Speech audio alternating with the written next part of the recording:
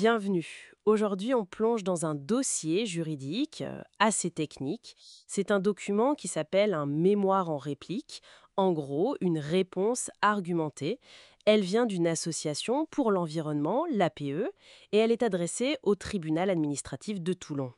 Le sujet, un permis de construire à Saint-Mandrier-sur-Mer pour un projet dans une forêt côtière protégée, celle de Saint-Asile. On va essayer de décortiquer ça ensemble. Exactement.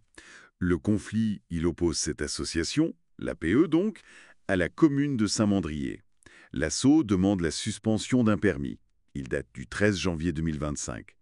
Pour elle, ce permis, ce n'est pas juste une réhabilitation d'une vieille bastide. Non, ce serait la création d'un bâtiment administratif et de loisirs beaucoup plus grand, et ça, en plein dans un espace littoral protégé. Un espace remarquable, comme dit la loi. D'accord. Et dès le début, l'association, elle pointe quelque chose de frappant, non? Ce projet actuel, il ressemblerait beaucoup à un autre projet sur le même site.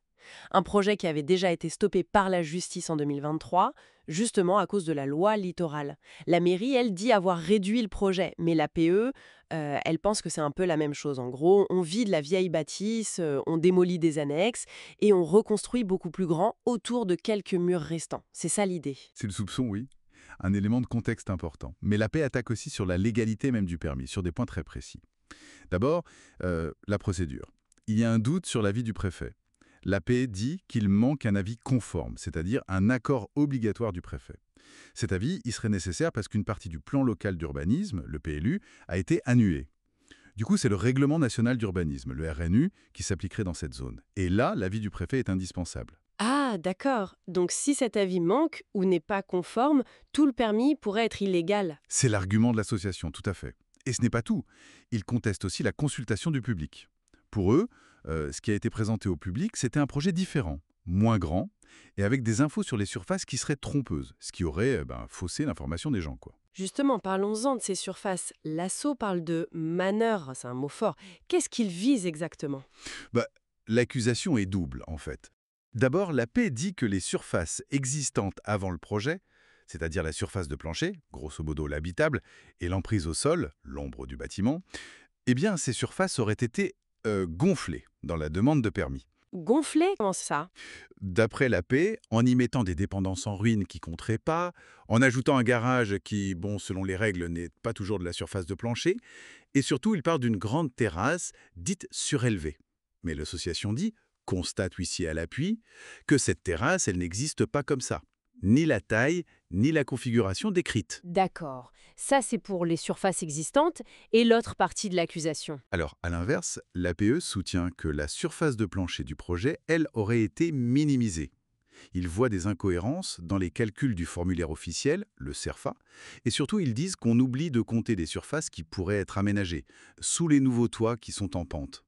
Il y aurait des hauteurs sous plafond importantes, plus de 3 mètres par endroit, notamment dans une extension de plus de 200 mètres carrés, et ça ne serait pas compté.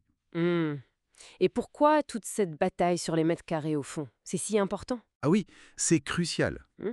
parce que c'est ça qui détermine si le projet respecte les règles ou pas. Surtout la loi littorale qui est très très restrictive dans ces espaces remarquables. Et aussi le RNU, qui limite aussi ce qu'on peut construire en zone non urbanisée. En jouant sur ces chiffres, la paix pense que la mairie essaye de faire passer un gros projet pour une petite adaptation, pour contourner les règles en somme.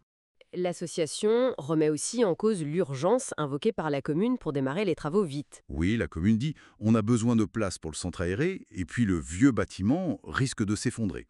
Mais la paix répond le centre aéré n'est pas plein, il prend même des enfants d'autres villes et pour le bâtiment, des travaux de sécurité ont déjà été faits. Ils auraient des preuves. Donc l'urgence, elle ne tiendrait pas. Bon, alors si on essaye de résumer la position de l'association. Pour eux, ce projet, ce n'est pas une simple réhabilitation, ni une petite extension autorisée dans ce type de zone. Ce serait carrément une construction neuve, mais déguisée. Et donc en infraction avec les règles d'urbanisme et du littoral, c'est ça? C'est exactement ça. Voilà pourquoi ils demandent la suspension en urgence du permis. Et ils insistent sur le fait que les travaux, qui auraient déjà commencé, il y a des photos dans le dossier, causeraient des dommages irréversibles. Difficile de revenir en arrière, quoi. Surtout dans un site protégé comme celui-là.